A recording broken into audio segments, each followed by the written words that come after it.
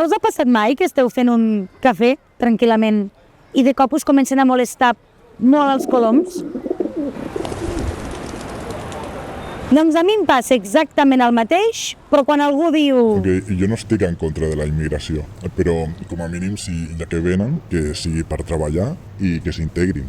Des de la Fundació Camins m'han proposat reflexionar una estona sobre aquest tema. Per començar, la loteria més gran no és la grossa de cap d'any, sinó que la loteria més gran és el lloc on neixes. Això sí que no ho tries. Comencem pel principi.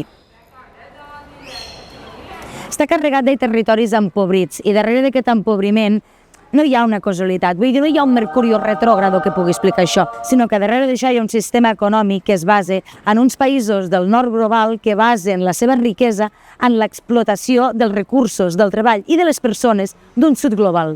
Jo només vull aquells migrants que vinguin aquí perquè vinguin i treballin. Quan una persona migra a l'estat espanyol, sovint no pot treballar. I saps per què? Doncs perquè no té permís de treball. I què fa mentrestant espera que li donguin?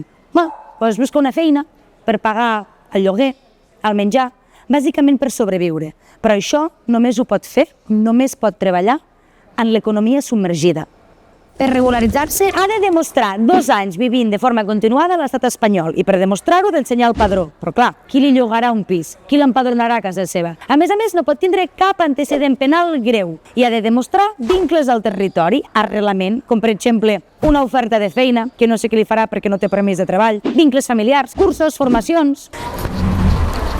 Només ha d'aconseguir això i 150 grams d'ungles de minotaure, 2 cuernos d'unicorn i un petonet al front de la vella més vella de la vall. Que ben mirat seria més senzill aconseguir totes aquestes coses que el que hem dit abans. Potser la pregunta no és si venen a treballar o no. Potser la pregunta és per què no deixem que ho facin en ple dret, no?